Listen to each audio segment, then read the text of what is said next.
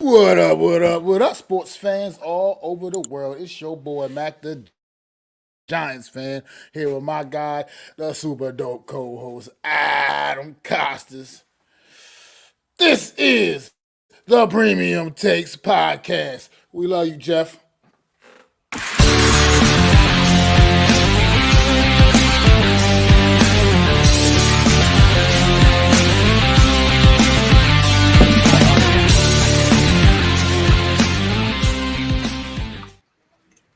Good evening, everybody. Good evening, everybody. As you can see, it's just me and Adam tonight. Zion, unfortunately, not able to make it tonight due to a scheduling conflict. So, on with the show, man. We go. How you feeling, Adam? It's like the real deal NFC East roundup on just on a Friday, right? So the people get a little treat of you and I. Unfortunately, like you said, Zion had some work related thing that couldn't make it here. So Zion, we wish you all the best. Hope it all works out, and we'll be here next week for you as well. Yeah, that's right. That's right, y'all. We know I'm not gonna hold y'all up too long tonight, man. We're gonna get right into it. How you doing, Daniel? Thanks for stopping in, man. You always pop in right in the beginning of the show. We appreciate that each and every week, man. No doubt, man. Thanks for the love, man. But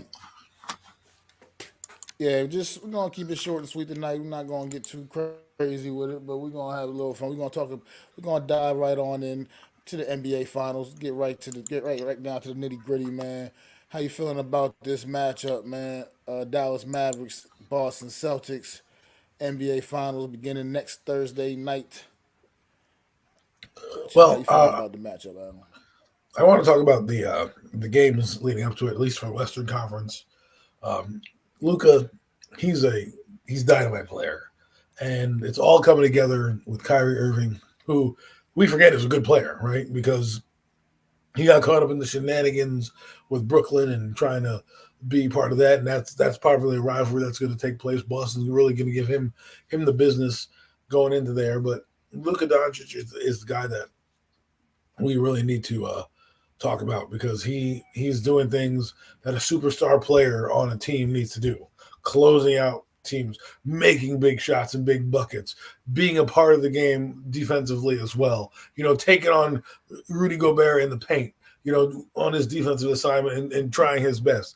Guys like that are what give you a chance to win in the NBA Finals. And he elevated his play. Not only did he elevate his play, he elevated everybody else around him. And that's the mark of a true great player, of a true talent. When you can just say, even when your teammates are not playing well or he doesn't have a great game, boom, carries the team on his back. As for Kyrie Irving, you know, they had a down game in game four, but he bounced back in game five and was really a difference maker. Those two really put the Mavericks out so far in front that it took the Minnesota Timberwolves couldn't really catch up at that point. They were just overmatched, overwhelmed, and moving on. As for Boston, they did what they had to do against the Pacers. Um, they handled business against a team that they were far better than, and it showed. This team, I'm loving the matchup for the NBA Finals right now. It's something different. It's something new. Two bona fide superstars on each side of the docket. Tatum and Brown versus Luca and Irving, and it's really going to find out how good Dallas is. Because if you watch that Dallas team, those two guys can create their own shot. Not only can they create their own shot, but they facilitate, they pass, they move the ball. They're not one dimensional. They can play both sides of the floor and they can move and make their own shot when necessary if they need their team to get a bucket. I don't know if Tatum can do that the same way. I've never seen him really do that where he takes over games here and there, but it's not night in and night out. Luca did it every game. Even in his bad game, he still dropped damn near 30 points in a bad game. So they're up against it. I'm really rooting for this Mavericks team. I think it's destiny's on their side, and unfortunately, Boston. I could be wrong, but I think Boston's going to take another long line of L's in their history. They'll win and they'll win another one. They'll punch through that glass ceiling, but at some point, I just think right now the two hottest players in the NBA are in the Western Conference. I definitely think a lot of people would agree with that, man. These numbers that Luca and Kyrie put up in that Western Conference semifinal series against Timberwolves was just, I mean, out of control, man. I think there was like at least what three out of the 5 games, maybe where they both scored over 30 points. Yeah. It's just crazy to like how do you contend with when you got the superstars clicking like that? And I mean these And then the other guys like players play Kyrie better. Irving, you're getting maybe the absolutely, and you're getting like the best version of Kyrie, man, probably that we've seen, A long that time. we've seen. Period. I mean, just it's absolutely good to see, and like you said, everything you said about Luca, man, you can just continue and some, man. This dude is like you said, he's definitely him, for sure, man. He is definitely him, man. Luca is the man for sure. He's as great as even as great as Kyrie is, man. Luca's still the guy that's kind of he's still more just the glue that really just brings it all together for that Dallas Mavericks team. This guy does everything on the court, man. Like you said, that backcourt right there. It's going to be tough to contend with. Boston, though, they're coming out, after dominating the Indiana Pacers in the Eastern Conference Finals as well. So both of these teams are going to be going into the NBA Finals very well rested, as they both get a week plus off. Well, a week plus off for Boston and a week off for the Dallas Mavericks for Dallas. So they're going to be going into this NBA Finals pretty well rested. Anybody got a little bit bumps and bruises, they can go ahead and heal up, get ready for it, man, and get ready to go, man. So it's going to be definitely exciting to see. I'm curious how do you think you see it playing out? I know how you feel. I know what you just said about the Mavericks, how you feel, but how do you see it actually playing out? Well, first I want to say that Jeff would be very upset right now because Kyrie Irving is doing his best without the Nets. Where was his Kyrie Irving for the Nets? The Nets probably are in a better spot. Of course, the fiasco that is Kyrie Irving is another reason why the Nets are who they are. But I just wanted to mention that I know that he would be pretty upset right now watching Kyrie Irving doing so well on the Dallas Mavericks. However, how I see it playing out, I think it'll be a close game, a close series. But I think the Mavericks are just right now are playing at a level that it's almost scary good. Like how do you defend them? How do you defend those guys? They get their own shots. They create off the dribble. Luka Doncic has like what 5 or 6 alley oops in this game we're talking about alley oops from like half court alley oops. Like these are crazy type alley oops that he's throwing up. Precision passing. When Dallas gets the ball, if they get a rebound and someone's on a fast break, they're pushing it down the floor quickly. And how do you defend, a streaking Kyrie Irving or a streaking, Luka? It's hard to do. And I think Boston, while they're a very diverse team and, they have the Eastern Conference, I can't put my money with them because every time Boston gets in a spot like this against a team that gives them a little pushback, they're not always the best in terms of closing things out and sealing the deal. It happened to them in the finals in 2022.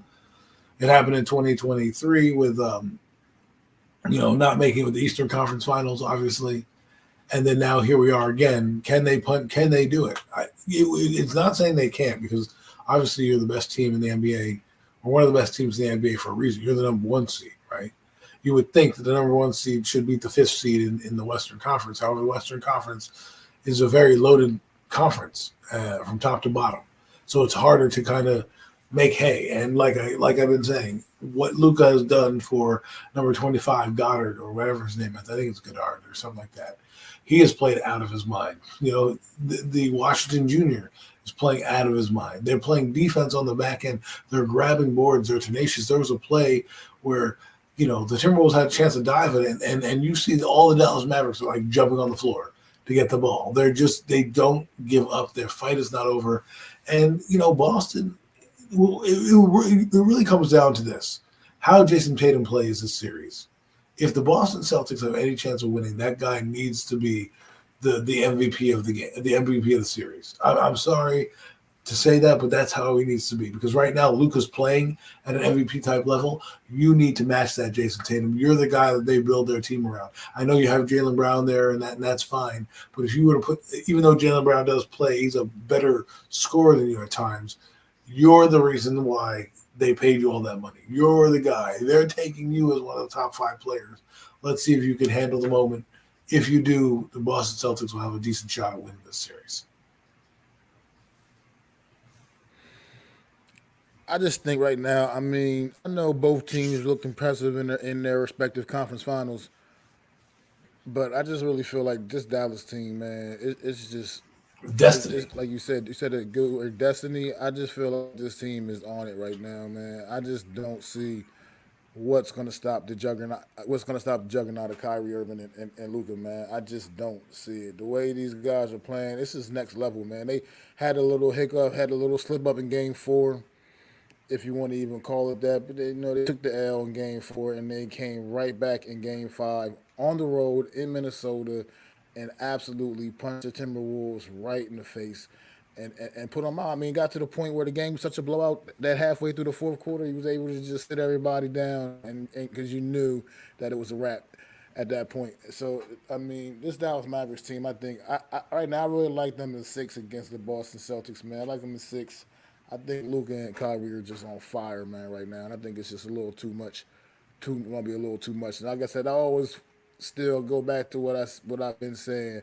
At some point, the Boston Celtics, they're just gonna they're gonna implode the way they seem to always do, man. Like I keep saying, they're the Dallas Cowboys of the NBA, man. Straight up, they will find a way to screw it up, man. It just seems like that's the story when it comes to this team. Now maybe they may prove me wrong, and shut me up, but they gonna have to go out and do that. And right now, I think Dallas Mavericks right now they're just on fire, man.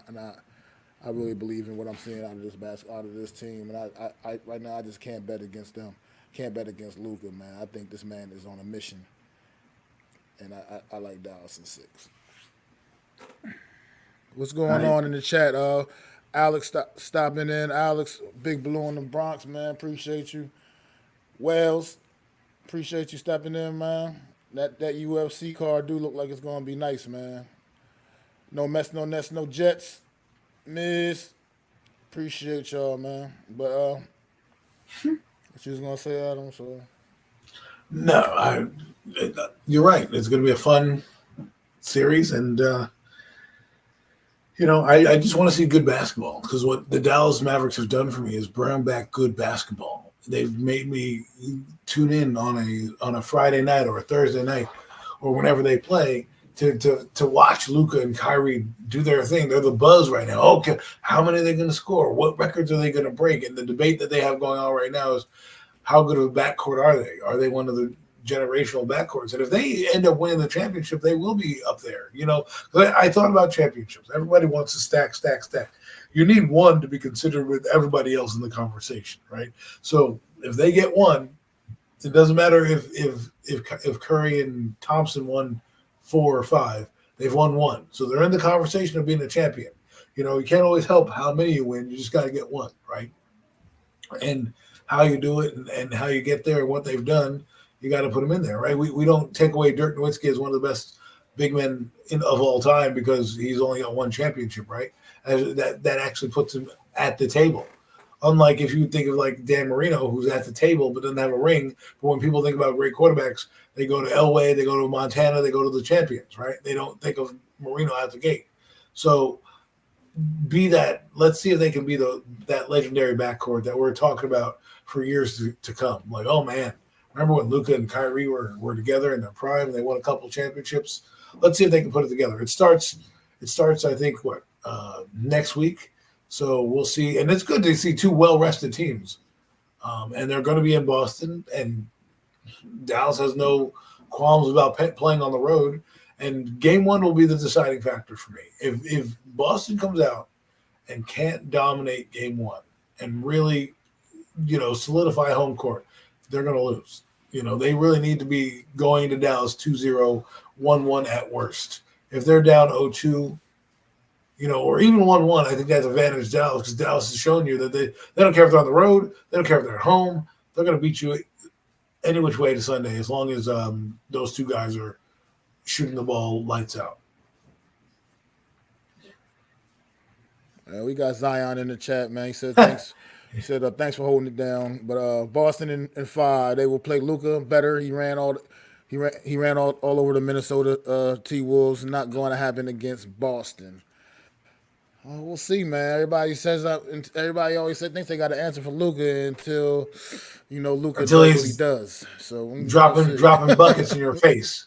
I mean, listen, So he's they gonna were be able playing to good. match Boston with the threes. He says too.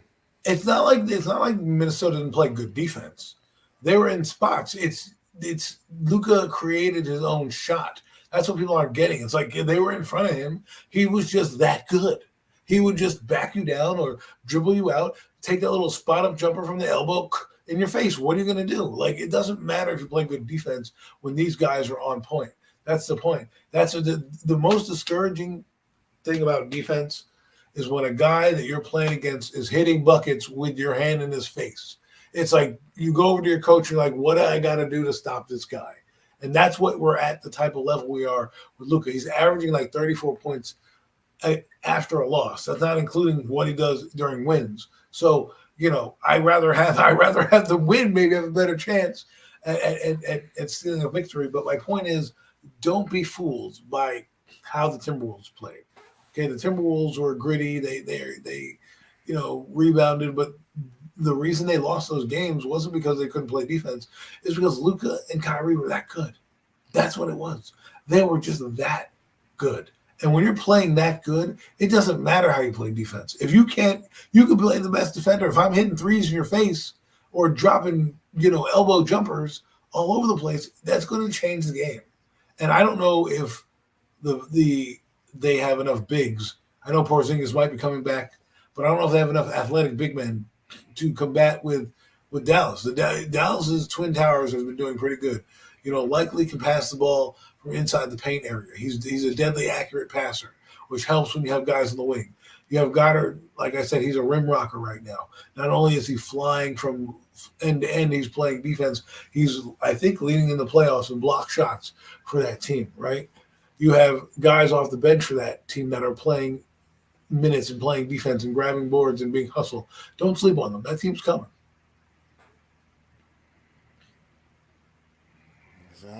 Zion, not What? drinking. He's drinking that Boston Celtic juice, man. But Drinking what that has Boston Jason Tatum Celtic done? juice. I would argue that. I mean, you're saying a Batman to a Robin. What does Jason Tatum have for Jaylen Brown? I mean, is he going to the playoffs without Jaylen Brown? I don't think so. So don't just sit there and poo-poo. Well, Luka always had triple doubles, and then he had, Kyrie Irving come in. No, it's like Luka was still a dog. It just, sometimes when you're the only dog on the team, guess what happens? They find a way to defend you. Now you have another good player there. You really see what Luka can do. So we'll see what happens, man. But let's hope for your sake that Boston wins. Because if he doesn't, man, you just want them to win because I don't even know why you want them to win. They're in your conference. Like, why would you want them to win? They're in not only in your conference, in your division. Miami and Boston, they go at it all the time. You should be anti-Boston right now. Instead, you want them to win. Well, good luck with that. I mean, we'll see, man. We'll definitely see, but It's me, gonna be a that's fun about series. all I really got. But it'll be fun. I'm definitely gonna definitely indulge a bit, even though I'm, like I said, not the biggest NBA guy. I'll definitely be indulging a bit in this. The playoffs always kind of Well, this is an intriguing matchup. bring you back a little bit, and it's been a fun playoffs actually throughout the entire playoffs and for the NBA this season. And Right. this And it's finals bringing is you back. definitely down to two teams that won it, man. That seem to won it. I mean, they went through the Eastern. I mean, they both just think the way they both these teams dominated their respective conference finals is it's pretty impressive, man. Like I said, I can't remember going to an NBA finals where both teams pretty much had a week off waiting for the finals to actually start. So that's a pretty dominant effort from both of these teams leading up. With all things considered, right? They weren't, if you had told me in early April that the Dallas Mavericks were going to be representing the and the Western Conference Finals and be the representative in the finals, you probably would have got laughed at. And now here they are, gelling at the right time, really on a historical pace. And why I want to believe you with the threes, but we'll see what happens, man. I mean, they've been counted out a lot of games and they've won, and don't underestimate the power of a superstar. If I'm telling you right now, if Jason Tatum cannot match Luka, it's over. Especially when playing like the level where Luca is right now. It's a whole different level, man. This guy absolutely wants it, man. He's And playing for a it's Hall of not like Fame. I said. I'm not knocking Jason Tatum, Jalen Brown, anybody else on the Boston Celtics squad. But Luca right now is playing well above the X's and O's. Well above the X's and O's, bro. We're talking about And epic you level. keep talking about the threes. You can live by the three and you can die by the three, bro. So we'll see what happens with Boston, man, when it comes down It's all good to the till you get punched finals, in the man. mouth. Next week in Boston, man, it all gets underway next Thursday What, on Thursday Thursday? night in Boston, man. Well, yeah, Yeah, Thursday, I believe it is. See, look at that. 2 bad games at Miami and Cleveland. But you're talking about 2 bad teams they're playing. They're not playing teams at the level of the Dallas Mavericks right now. That's the difference. And Cleveland, what are you talking about? Cleveland's not that great. He didn't play that well. Right now, you played those bad games with Luka on the floor. That's changing your game. Look, man, I'm not going to say anything else. All I'm going to say is this: be careful what what you wish for, because if you poke the bear, you might get bit. And right now, if you overlook this guy, and not to mention Kyrie Irving has a vendetta to pick with Boston, so I'm pretty sure he's coming to put the lights out on you guys as well. So Little something, something. he might be drawing out the crowd a little bit in this Something, game. something. I'm just saying, a man with a chip on his shoulder playing at this level. You think he's not ready for this? You don't think he's going to be hyped? Oh boy, it's going to be good, man. I'm looking forward to these. To mention, I mean, it's not like he's never been on this stage before. I mean, he's been on this stage before. I mean, Kyrie's not. It's not like this is something new. Was he the MVP of the finals? He definitely knows what it takes to. I can't remember now offhand. He may have been. I know he hit that big. I know he hit the big money shot when it counted to put Golden State away. I mean, if he wasn't, he should have. He should have been. He should have been, because he was the difference maker for that Cleveland team. That LeBron, your boy, needed a Batman, aka Kyrie Irving, to help put him over the top with Cleveland. So if you're going to use that argument, at least come with the facts. Okay. Just saying. I am. All right. No, he was not the MVP. A little bit. He wasn't the MVP. No, he just won the championship. Probably should have been the MVP. But anyways, I digress. Well, all right. And are we ready? You ready to switch gears a little bit and sure. Change lanes? Let's go off. Talk a little about King in the Ring. Just happened this past weekend, last weekend on and for WWE. Respectively, Gunther is now crowned the King of the Ring. A little controversy behind his win against Randy Orton out in Saudi Arabia, and then Nia Jax winning the Queen of the Ring. How do you feel about those results? Anything? Well, I mean, Nia Jax is predictable. They're giving her something because they haven't really rewarded her. She's not the best wrestler. She's not, an all-time great in my eyes, but she's a worker. She's there. She shows up. She does her job. And this is a reward for her. Now, I think the Valkyrie girl that was in the ring showed up and showed out. She showed that she could be a big-time superstar at some point with all the move sets that she had. I don't know if she's on the main roster, but she definitely put out for this pay-per-view, and I thought she did a very good job of acquitting herself well against an opponent that is far superior than she was. Some of the moves off the top rope, doing the whatever, the Hurricane Rana with Nia Jackson, basically flipping off the top rope with her. That those spots you don't normally see. And I thought if they were to give it to her, she earned it in that match, and it would have been nice to see a new, up-and-comer get the King of the Ring, but I understand why they put it on Nia Jax. What will come of this? Who knows?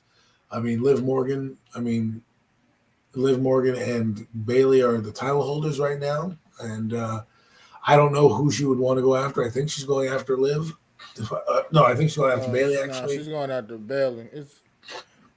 They go against the person champion on their respective brand. So Nia Jackson on SmackDown, so she goes Bayley. And we'll see what happens. I mean, Bailey is going to be a Hall of Famer, but do you want to take the strap off her that quickly? I know it's SummerSlam; they're making it a big thing. Maybe they will change hands. I mean, that's what we want to see in WWE. You know, it's hard. The Roman Reigns reign, no pun intended, has ruined championship runs because now if you don't have a lengthy run, were you a good champion? And that's not always the case. Back when I was growing up and watching this in the early '90s in the Attitude Era, you wanted more championships. Triple H has like 13. John Cena has 16. Now, guy, if you have these long runs, you're not going to be able to have a multiple time champion all the time because the run is going to be so long. Sometimes you want the multiple champions so that when you look back in the history and the annals of it, you can say, oh man, Hogan only won it 6 times, Taker only won it 6 times, but Cena and this and what is Roman Reigns won it 5, but he has had a lengthy run. Now Cody Rhodes has it. You don't want to give up the belt so easily. So, but then a guy like Damian Priest, I understand why you give a guy like him the belt. Do I think he should have the belt long? No, I really don't. I think you give that guy the belt, give him a shine, and then if anything, Gunther, who won, who I think is in line for championship, he could take your title legitimately, and it wouldn't be a bad thing. People aren't going to be like, oh, Damian Priest. They would be like, Damian, you lost to arguably one of the best wrestlers right now in the business, right? In Gunther. So, you know, I don't know where they're going to go. I only want to see one lengthy title run, and that's Cody Rhodes. At least take that into WrestleMania. He deserves that. Everybody else, you can lose your belts at SummerSlam. It doesn't really matter to me. It kind of makes it fun and exciting. But to wrap it up in a bow, I don't mind the two Kings of the Rings. I think they both deserve it at their respective careers. Gunther more so on a different trajectory than Nia Jax. Nia Jax is kind of like, you retire from a company and they give you the gold Rolex to say thank you for your service. That's kind of what they're doing with Nia Jax at King of the Ring because let's be honest, Bailey they're going to try to build her up, and then you also have, like I said, Liv Morgan, those two champions right there. And Nia Jax to me is not. She's not doesn't move the needle for me as a champion. She's a good jobber, a good heel, can have the title here and there, but she doesn't need a lengthy run. But good for her to get Queen of the Ring. Well, I'll start with the King. I mean, Gunther was the absolute right choice here. Gunther is on his way to Superstar. being the absolute face of WWE. I mean, everything he's done through his whole entire journey has just been nothing but greatness the entire time. From even back when he first came into the company over in NXT UK, and through direct, then he moved over to the regular NXT brand.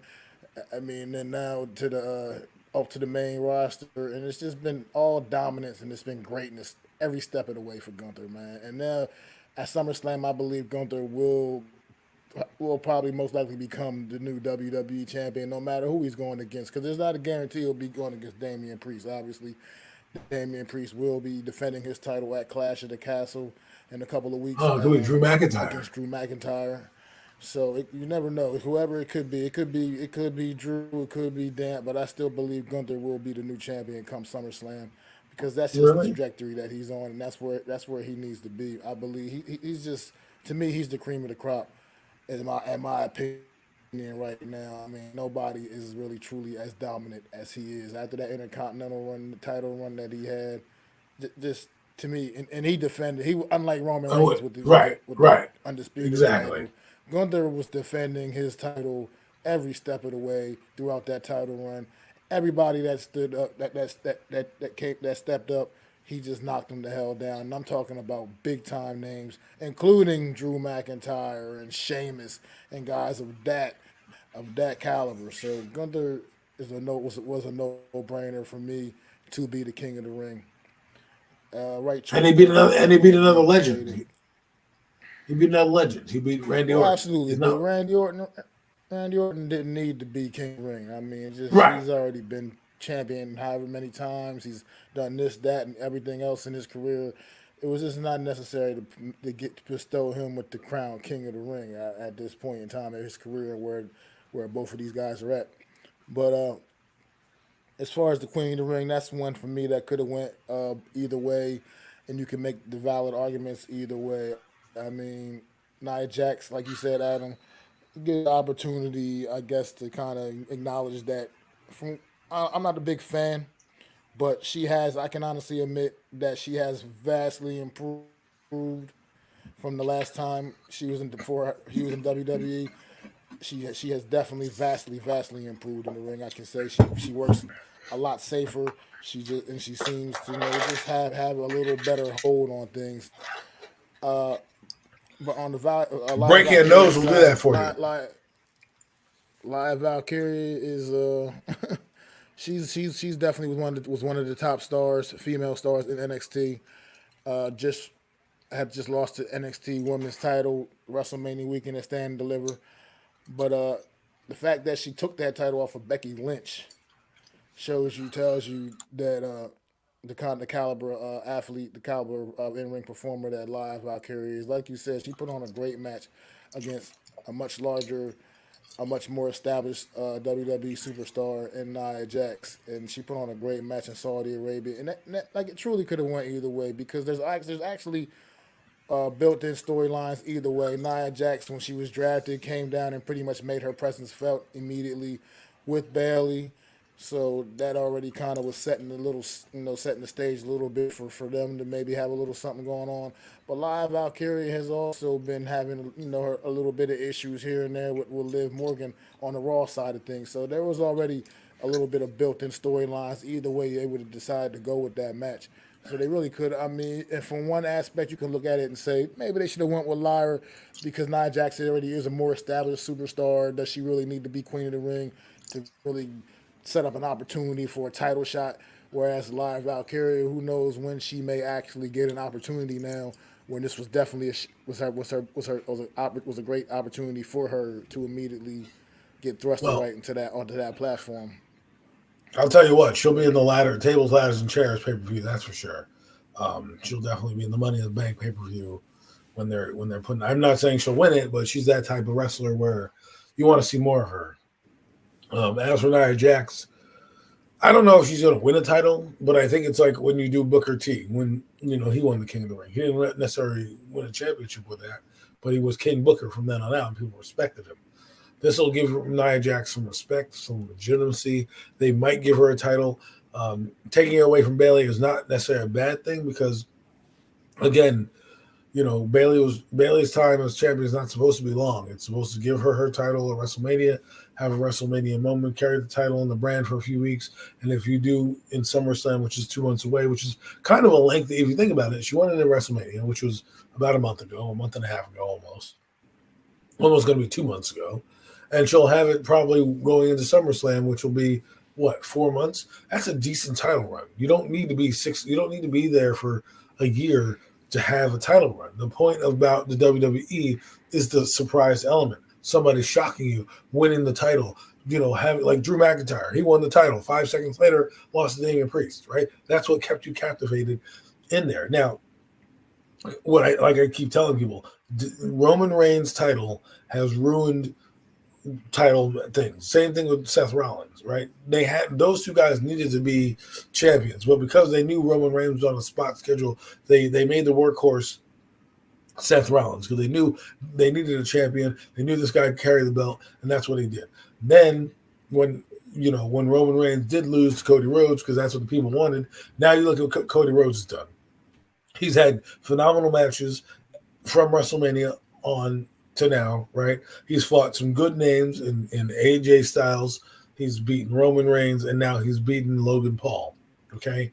Now, Logan Paul, say what you want about him, he's a decent wrestler, and all I'm just saying is in the first week or so of the first few months of his title defense, Cody has already done more than Roman Reigns has done in some of his title defenses. So I'm not saying don't have a lengthy title run for Cody Rhodes because he's your face. He's the face of the franchise right now.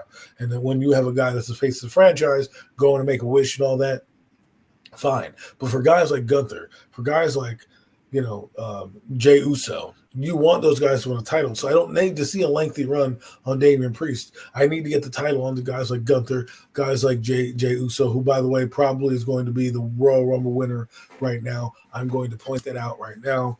I wouldn't be surprised if he wins the Royal Rumble. because right now there's a logjam at that position, and you have a ton of talent, and you don't have a lot of titles to go around. So these title reigns have got to be good. They've got to be like, hey, if I put the Intercontinental title on you, boom, you're the next guy in line, i.e. Gunther. Like, I don't agree that he's going to win at SummerSlam. I think if he does win at SummerSlam, he's not winning the Royal Rumble. If he doesn't win at SummerSlam, he's winning the Royal Rumble. That's how I'm looking at it. Because you can have Gunther be built up for a year and get his moment when he deserves it, right? And there's other guys that like Jey Uso, who I think needs to get a title, needs to solidify him as a main eventer. He needs some type of title, whether that's the USA title or the Intercontinental title. He needs one of those. Quickly, I'm going to go to LA Knight.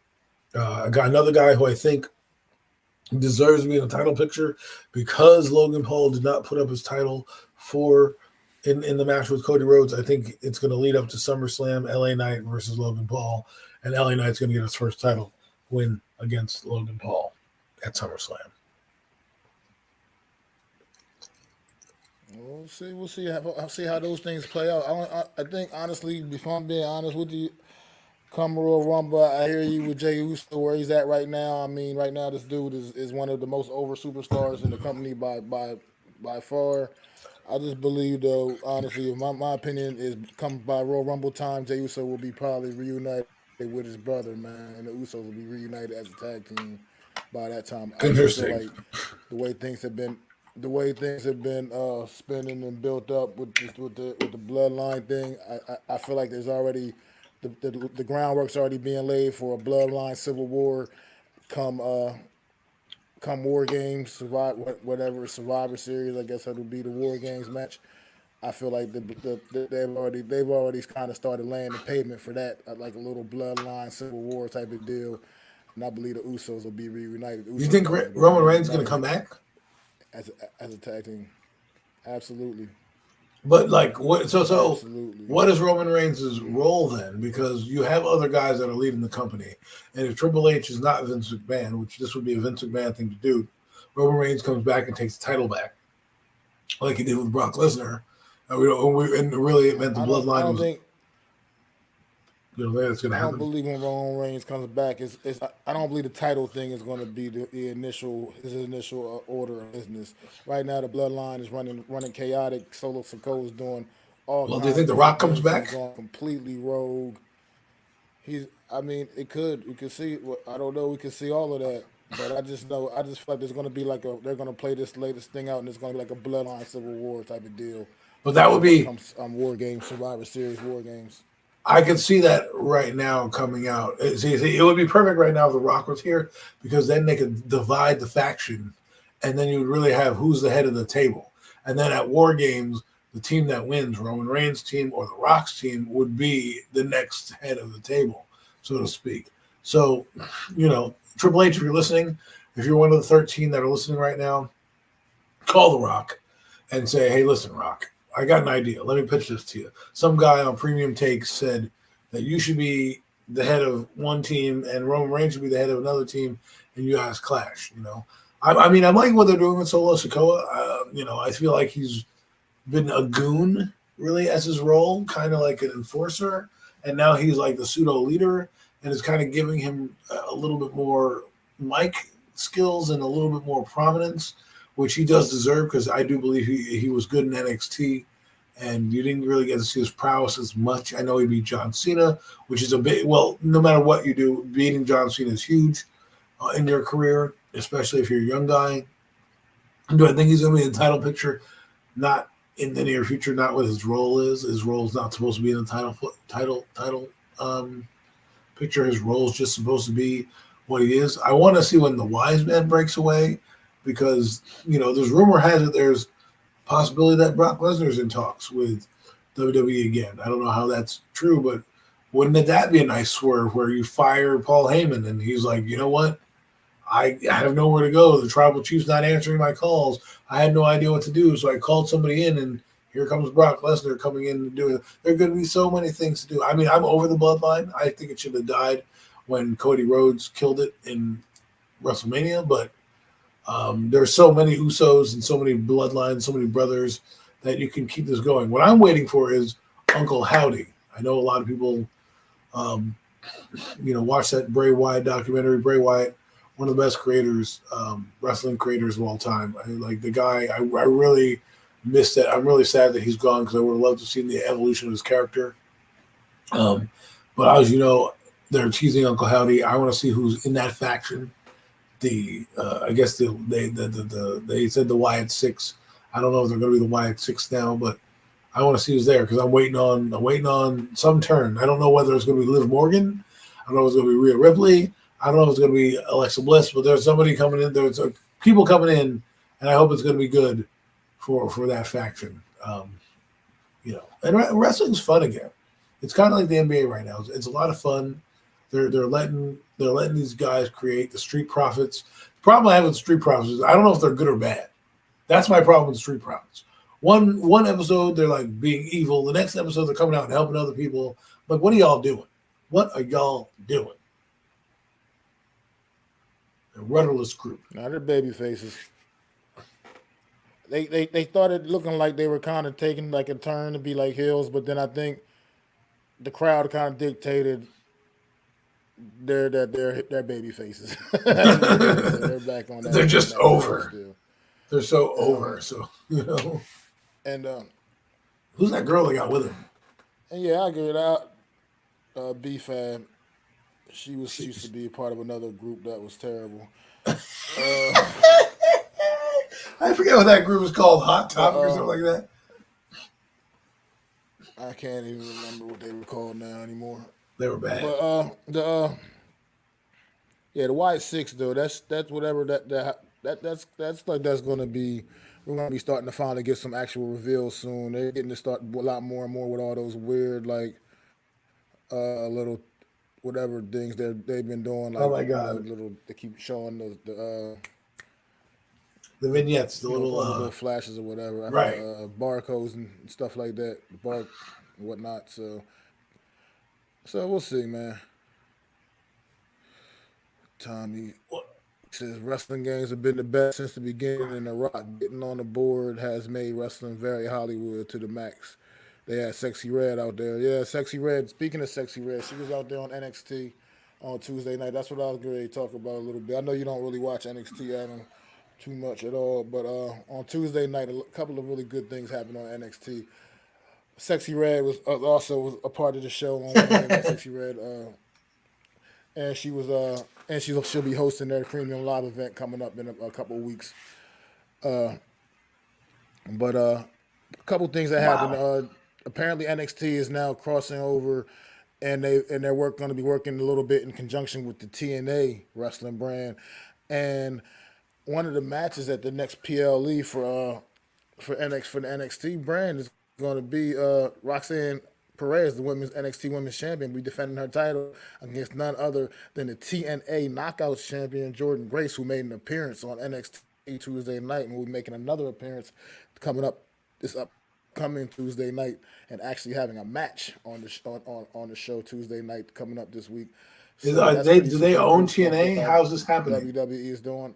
Nah, they don't own it. But I guess they're just Cross partnered up promoting? a little bit in some cross promoting I mean, other promotions do it all the time. I mean, AEW and New Japan and AEW was cross promoting with TNA for a while too. Ring of Honor, so AEW cross promotes pretty much everybody except for WWE. So Wouldn't that be something? I mean, that's kind of something that WWE hasn't really been taken a part of ever. So this is really cool to see, man. Drew McIntyre was tweeting out little cryptic tweets talking about how that door swings both ways. And I guess bring over y'all titles too. We'll take y'all take. I mean, whatever. It's cool. That's just cool to see. So that was really cool seeing Jordan Grace make an appearance on NXT TV. She also was in the Royal Rumble back in January, and This might change the and face of also wrestling. later on in the show that night, man. At the end of the night, Trick Williams, the NXT champion, Trick Williams was attacked by none other than All Ego Ethan Page, who just recently left AEW. Was also formerly used to be a part of TNA couple of years ago. Now he's now part of WWE officially. There's been a lot of random attacks on the NXT brand the last couple of weeks, and nobody quite knew what was going on, who was behind him. Well, that person has now been revealed as All Ego Ethan Page, who made an appearance, came out and attacked Trick Williams, and pretty much is throwing his hat in the ring, man, letting you know that he's here and he's trying to get right to the top, man. So just really Well, cool to see some new stuff going on and some new exciting things coming along if I, the if way. I'm wrestling, I might start a union and a wrestlers union, and I might start to individually contract us to the highest bidder. Because if you're going to start to cross promote, and I'm a wrestler and I'm a draw like Drew McIntyre, and there's a loaded card over here on WWE where I can't get a title, but I have an opportunity on AEW to get a title because they have more titles and more opportunities. Why wouldn't I want to do that? So if I'm a wrestler, I might start thinking about that type of thing. How can I do that? Because if I got New Japan and I got TNA cross promotion, and I got AEW cross promotion, I got WWE. If I'm in WWE, one, I can now have leverage in my contract because I can go somewhere else.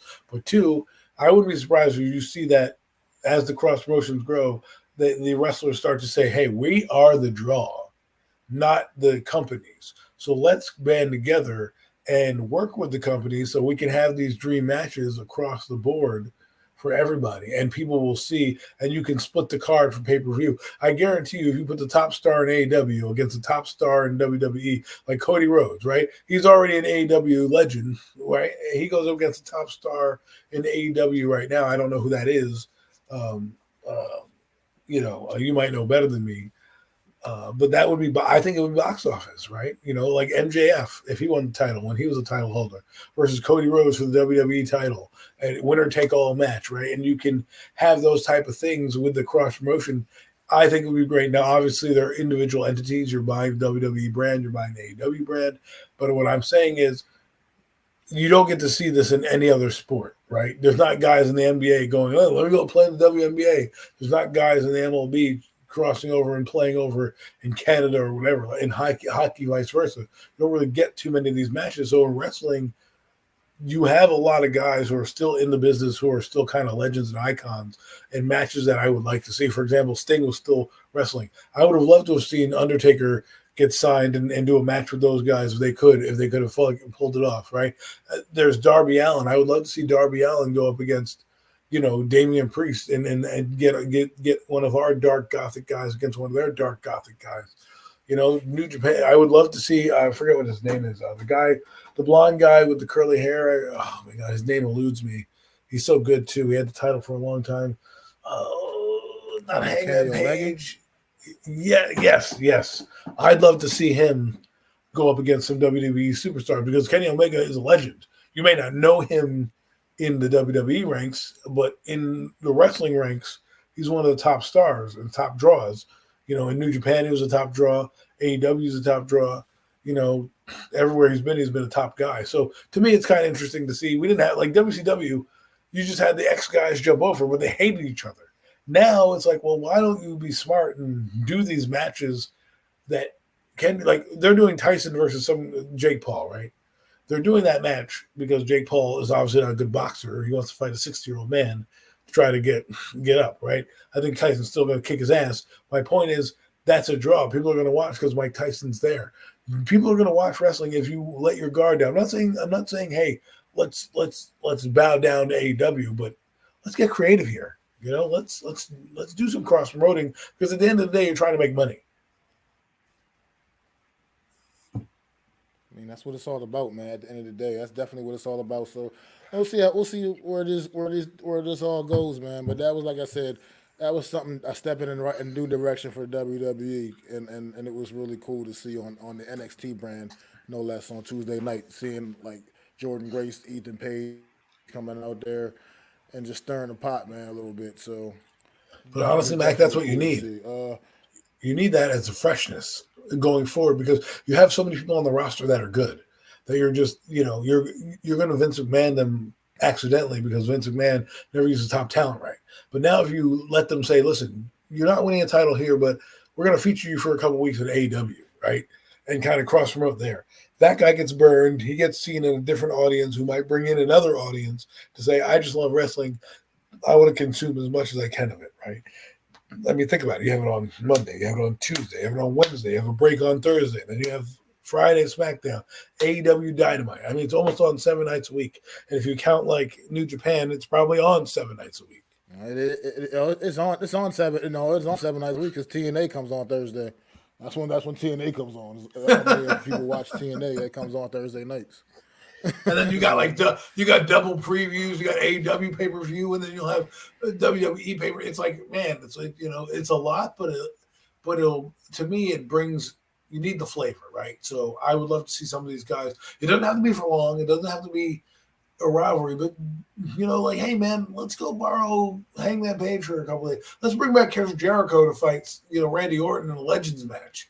Who's the best legend on what brand? Things like that. There's so much creativity you could do. Christian coming back and defeating somebody over here and the WWE stars, fans would gravitate. You'd have AEW fans. And I think since AEW has come around, I think the fans have been more rambunctious ever since I've seen them, because they were pretty. So and NXT fans have been pretty rambunctious as well. But I think it's now spread into the WWE superstars, and they go out and they have to put out bangers because they know people can go to other options. Yeah, absolutely. I was gonna say shout out to my guy Tudo in the chat, man. Appreciate Tudo! You through, man. As always, man. One of the biggest supporters, man. Always appreciate the love, Tudo, man. And yeah. So like I said, right now, as far as things go, it don't look like there's any in the near future. There's gonna be any WWE AEW cross promoting, but like I said, nonetheless, it's still pretty cool, pretty dope thing to see. Just something different to mix things up, man. Break up the monotony a little bit, man. But isn't there there's another faction too? Because I remember Enzo Amore is wrestling. I liked Enzo Amore, but he's wrestling for another company. So there's many companies out there. So that dream that you want is now going to become a reality. There's so many avenues. There's so many jobs you can do now. The industry is growing. It's not just WCW, and it's almost becoming like it was back in the early days, where it's becoming territorial, where certain areas. I get why they did that, because they wanted to draw. We have Hulk Hogan here. You have Andre the Giant there. That's your draw. But now it's just a lot. The fact that TNA is still around, my God, I thought they would die. Dixie Carter, man. I don't know if she still owns them, but damn. No, she does not. TNA actually just changed back to being called TNA recently, like within the last few months. They have been Impact for quite a few years, and then they switched back to the name TNA like a few months ago. But well, I guess because the brand was so bad or something.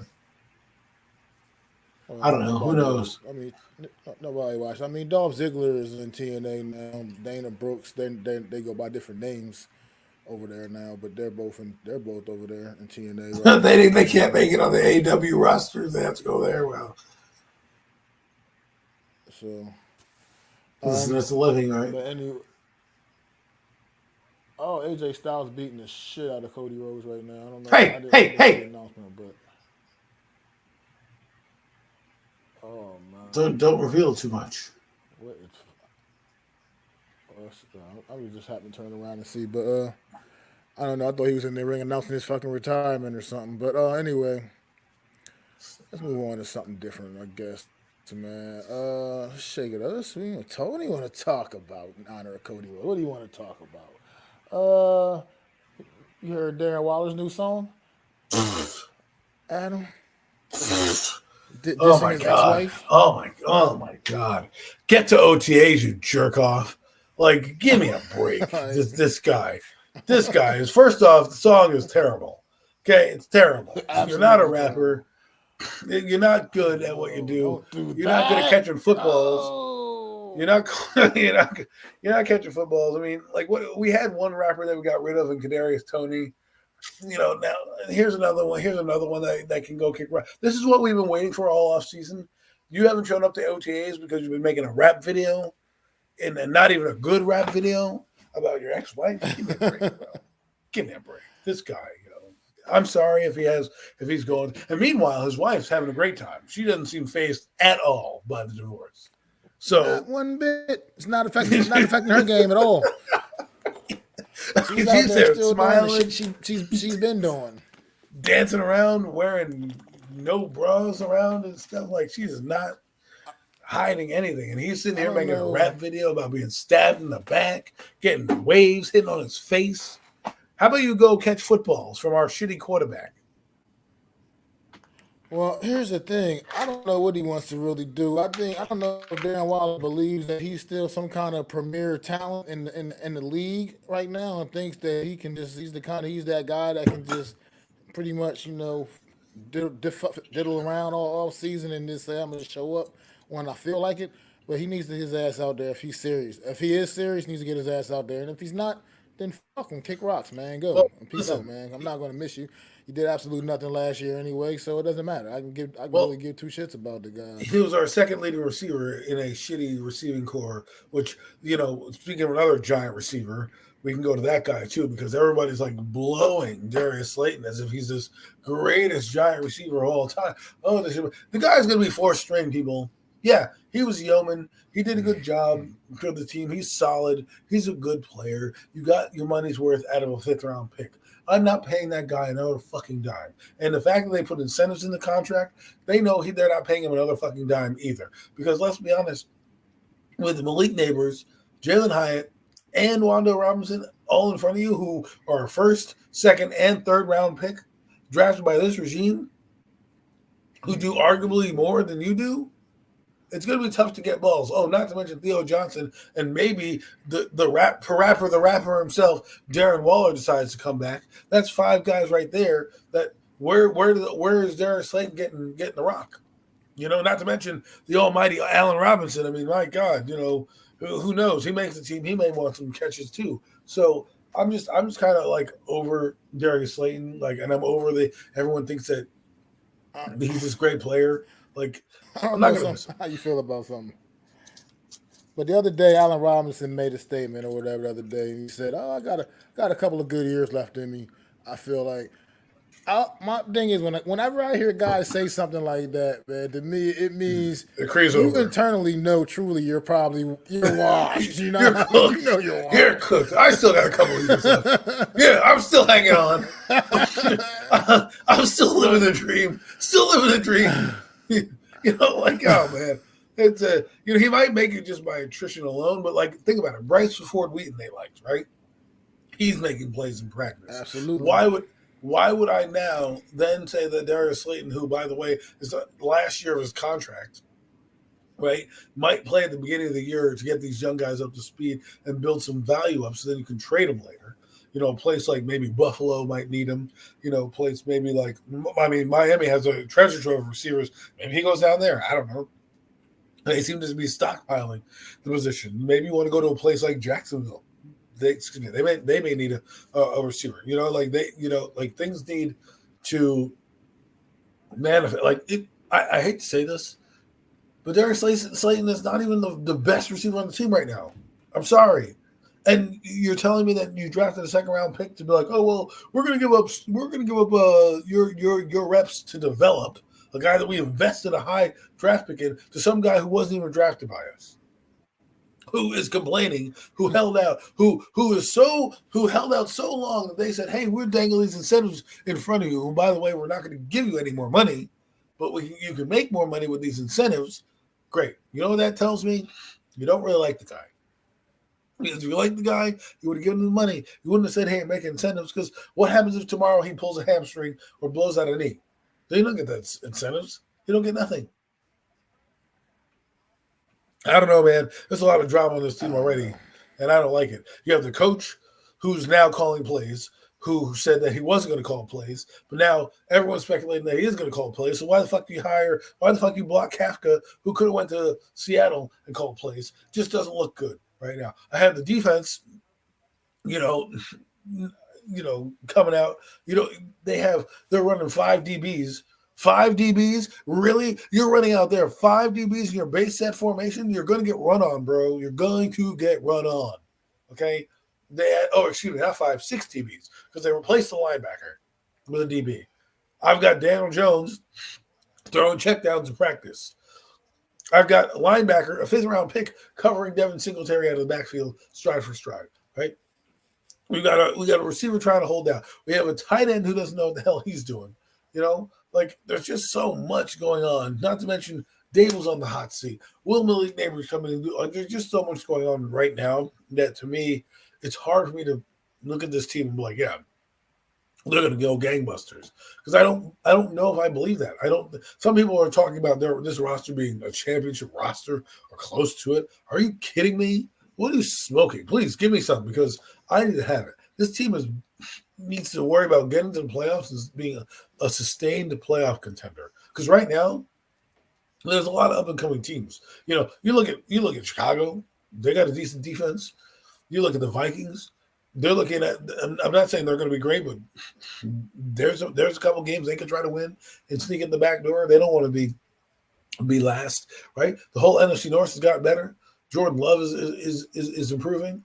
Like I'm just concerned about this team. I know a lot of people will say the defense is going to be strong, and I will say I don't know if it will be.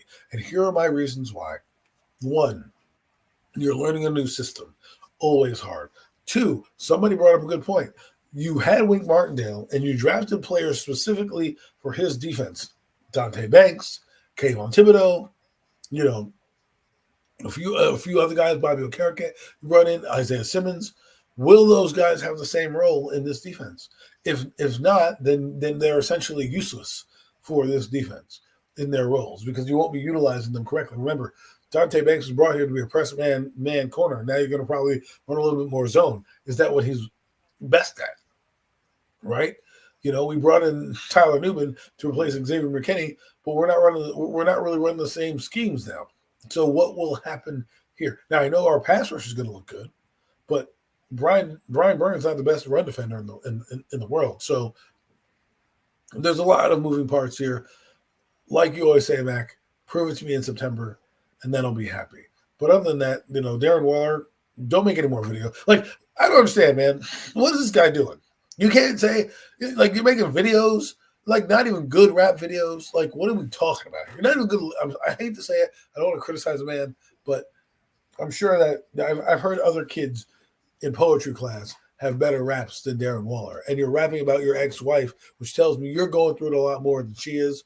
And just give this team an answer already. Too much drama for a player that should be cut right now. And the Giants, get a backbone. Get a backbone. Oh, we're going to wait for him. We're going to wait. We're going to wait patiently. We're going to sit back and let him, make music videos. How about you do your job and say, you either report to work, to the mandatory minicamp, you're being fined, or you're being fucking fired. Now, the clock strikes midnight at June 1st. Could he possibly be a June 1st cut? Maybe that's what they're waiting for. I mean, at this point, I'm kind of over the whole nonsense. This team doesn't need the energy he's bringing right now, man. I mean, like right now, if his focus is on making diss tracks about his ex-wife, then he's Shitty clearly diss track. his eye ain't on the prize. He's not trying to be a part of rebuilding this football team and being a part of turning this football team around. The focus is clearly is not there. You know what I mean? It's just a joke to me. I mean, like you just said it best. If you're gonna put out if you're gonna put out songs and make and release tracks and making videos and shit, at least let them be good. At least let them be good, man. You just sound like an absolute clown. You sound bitter. It's a mess, man. It was an absolute It's not like you're a mess. superstar. And You're holding out, and you're not even like you didn't have a good season, so I don't know why you're holding out, right? And now you're retired because you're going through it. I get it, but instead of being in hiding and just dealing with your feelings and being depressed and getting over your breakup or whatever, you're out here making a fucking shitty ass song out here while we're waiting for your ass to give us an answer. Giants, get some balls. But like, you know what? You can take your shitty song, your shitty lyrics, and kick rocks. oh Take shit, Darius Slayton with you. it's right around by where I live. Yeah, absolutely, absolutely. I mean, right now he's about as shitty as the New York Mets. I mean, even though the Mets just got a W tonight, 10-9, Uh, but they're still shitty. They're a terrible baseball team. I don't know what to say about this, but I can't even. I can barely. You notice I haven't really said much about them at all right. this This season season, because it's just embarrassing. I don't know this team, man. This is worse than ever. I didn't think it could get any worse than last year, to be quite frank. And then they find a way to even be even worse. I just don't know. I don't get this team, man. Any way, shape, or form. This New York Mets team is a disgrace. Too much talent on that roster, and for it to be the mess that for it to be the mess that it is, man. I've never seen a team blow the leads that this New York Mets team has blown this hell in the Well, it's past all about. month of this Listen, season. Last past month I is know, the I leads know, this Buck team blows. It's Showalter. crazy.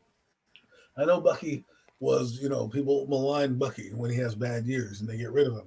But that team was more disciplined when he was there, right? They had a little bit more success when he was there, even though it was not like last year wasn't the greatest. You were still like, all right, they're the Mets. I'm wondering if they kept him around, would it be a different result right now? Would you still be this bad, or would you be at least watchable? You know what I mean? So, coaching does matter, I believe, and sometimes we let we let winning and a few bad seasons undermine what we're trying to build. And I think Yeah, but unless go ahead. I was gonna say with this team though, what I'm noticing it's like a cancer, man. Because now it's like at the point where the teams they're pretty much not believing in themselves. I mean it's like you got players coming out basically saying that the team sucks and all this kind of it's just such a But that's bad look but all the that's way around, man. to me that's on the head man, right? You got to keep that stuff in house, all right, the best you can. Losing losing sucks, but your job is to go down with the ship and try to keep it as tight as possible. And I just believe, well, it's the Mets. They have the ebb and flows. They'll go to the World Series in 2015, which seems like eons ago, and then they won't look good at all for the next 7 or 8 years, right? And then next year they'll have a meteoric run where they'll all put it together and they'll lose in you know the World Series or the ALCS, I think, and you know, or NLCS. I forget which one they are in, but you know, National League. And so it is what it is, right? That's just the nature of the Mets. But like the Yankees are winning right now. I'm scared because the Yankees do this every year. They get out hot, their bats get hot, and then when the pitching matters most, they don't know how to generate runs. And they're stuck because they get a guy on base, but everybody comes up and is trying to hit a home run because that's what the Yankees do, and that guy on first base stays there, doesn't come in, or they don't get any RBIs because they're trying to hit for the fences. So let's see if they can do that. This year they're having a lot more fun, but I'm not worried about regular season because I've seen this song and dance already with the Yankees. The season prior to this, where they were hitting nothing but home runs, and then they hit by mid-July, they hit a wall, and then injuries came, and next thing you know, they're limping into the playoffs. And then when they get there, the pitching becomes too good for them, and because they don't generate enough runs, just organically by RBIs and doubles and guys running the bases properly, this is what you get. So I'll wait and see with that team. absolutely, man. Look, I said we're gonna keep it short and sweet tonight, man. You got anything else you wanna speak on, Adam, before we get ready to Mm, wrap things up? Not really. I mean, I'm looking forward to the Olympics and the trials in the next couple of weeks as the Olympics Absolutely. come around. I haven't followed the UEFA Cup as well as I wanted to. So Tudo, I'm sorry, haven't gotten around to it. Um, I will as going forward as well. There's going to be a lot of fun events coming up. You got track and field. You got the Simone Biles and the Olympic team. You have the swim team. I like to watch them. Be dominant. The diving team, that type of stuff. I love the Olympics in general. I think we take it for granted. I know, but the Summer Olympics is one that I really watch because the events are there are a lot more events you can relate to, as opposed to the Winter Olympics. If you're not in a wintry area, you're not going to relate to bobsled as much.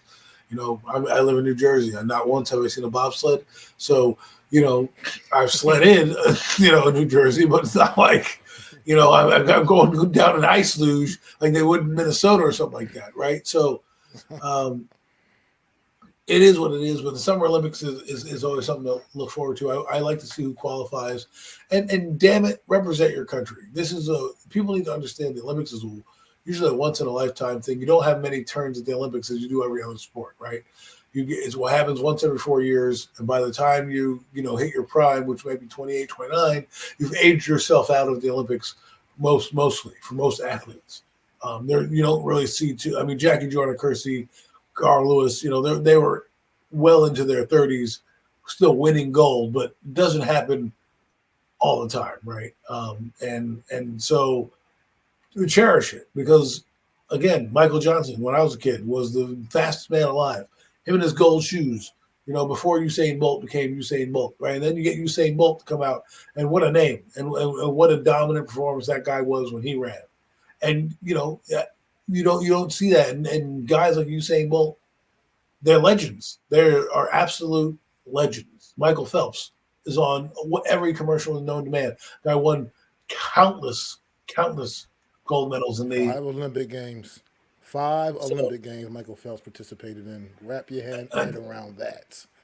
So that is 20 years worth of Olympic Games, right? Because they have it every 4 years. So you got to think, and not to mention he's winning in between there as well. So that's just an athlete we may never see again. And I'm excited.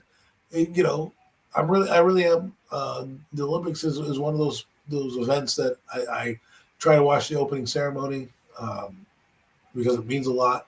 And being that I'm half Greek and part of the heritage and all the stuff that you learn about what comes with the Olympics and what the Olympic rings mean and all that stuff, the 5 continents coming together.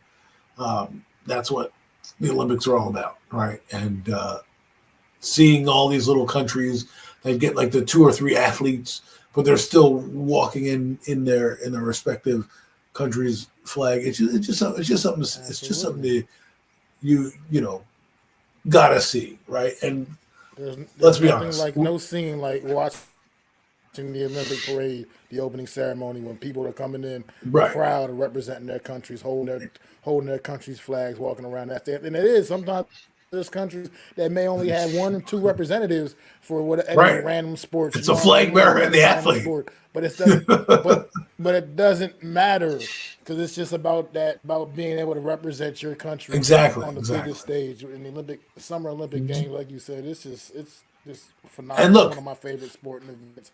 I look forward to it every 4 years. And the thing that I want to say quickly before my computer dies is that the Olympics don't give out participation awards. You have to earn your medal. And, bronze is not too shabby. Silver is not too bad. Obviously, you want to win the gold. That's what you want to win. But when you go there, you're placed, right? And the top 3 win. But obviously, you want the gold medal. But they're not giving you anything for 4th place or anything like that. So you really are there to try to become a champion. And even if you win a bronze medal, I don't know about you, but I don't know any friends that have bronze medals walking around my neighborhood. So, it's an accomplishment nonetheless, something that we don't see because they're not like NBA every year plays. The NFL. A bronze medal means you're the third best. You're the third best in the world at whatever event. Exactly. Third best in the world. Pretty fucking impressive. That's pretty impressive. That's not. I'm sorry. That's not right. Nothing to be ashamed of. Like, okay, so you're not the best, but you're top 3 in the entire world, the globe, in your sport or in your whatever category for your sport in the world, whether it's women's this or men's that. You're in the just let that sink in the world. We talk about world champions, like that's one of the things that annoys me when you get a championship in the NBA. Like, oh, we're world champions. I'm like, no, you're not. You're United States champions. You don't place anybody outside of the country. Maybe they'll fight Germany. Okay, fine. You'll win against a German team, but like in the Olympics, you're literally playing against people from Australia, Finland, whatever African nations out there. the island nations, Brazil, all these different countries that are coming there. And so when you get there, and we're talking about athletes who train for years for this, right? When you get that gold medal or you get that bronze, you're coming home a hero because you know that there's no one that can take that away from you. And there's only two people. There's only two people in the entire world better than you. Think about that. Two people better than you. You could be the best everywhere else, but in the world, there's only two people better than you. And I'll take those odds any day. If someone said to me at my job, "Hey, Adam, you are the number 3 in the world at your particular career that you have," I'm not going to reveal what I do, but my point is, if someone told me I'm number 3 and I won a bronze medal, I would be the happiest man alive. Like, yo, I may not be number 1, but damn it, I'm better than the rest of the world. Exactly. Absolutely. Oh, well, all right, everybody, man. Thanks for coming out once again on this Friday night, hanging out with the Horsemen, man. Myself, Adam Costas, holding it down tonight. Zion, we'll be back next week. And make sure y'all throw them 4s up for our guy, NYG Jeffy T, man. May 29th was the 1-year anniversary of his death, man. And he is still so missed by so many, man, by all of us, man. We'll always love NYG Jeffy T, man. Great person, great man. Turner, man. Great person, great content creator, great everything, man. He was just an amazing guy, man. And we'll always love you, Jeff. Like we always tell you, no one's getting your seat at this table, man. It is what it is. You'll always be very much a part of this, and we love you to death, man. NYG Jeffy T, man. Make sure never forget the legend, man. And everybody in the chat, we definitely appreciate y'all coming out, man. Thank you. The 17 of you that came out. Great job. That's Adam Costas, man. Please make sure y'all go sub up, show some support, man, to my channel, Adam's channel, Zion's channel, the Hardcore Sports Network. Sub up, man. You get super dope content all across the board. Spotify too, yeah. Go log on, sign up for my Spotify. Search me up on Spotify, MacDaGiantsFan, man. Dropping content on Spotify as well. And be looking out for that, man. As we get more, I'll get more stuff uploaded on there. But look out for it because we're coming out once again, man. Absolutely. Thanks for coming out once again, man. We'll be back next Friday night with another cool edition of the Premium Takes Podcast. I don't care at this point. San Francisco could put out one of us as the starter at quarterback. I mean, Taylor Heineke came out. He had himself not an amazing game, but he had himself a efficient game. 26 for 32, passed for 256 yards. He had a touchdown and no interceptions. He had 110 quarterback rating, so that's pretty solid for his first week. For that last week, Zach Wheeler, Noah Syndergaard, Steven Matz, and who's the fifth one? Jacob DeGrom. Starting pitching's great. We're going to be blowing people away. I don't even think the starting pitching all pitched at one time together. WWE is in the position that they are now, and why they transition more to the indie style based wrestling, compared to what they used to be back in the 90s and the 2000s, where it was more about the big macho man guys. Eagles fans, this is not making you a Super Bowl team. And I say Boston, because the way they came together as a team, the way they play defense right now, the way Jaylen Brown and Jason Tatum have stepped up their game, Marcus Smart, Defensive Player of the Year. How good of a defensive player is Brunson? Because Bridges is all NBA defense. That dude is one of the top defensive players at his position. Yes! Oh, wow. Yes! Let's go! That's exactly what I wanted, and that's exactly what we're getting, baby. Okay. Let's go! Okay. That's my top guy on the boards, and Deontay Banks is a New York freaking Giant. Let's go, baby!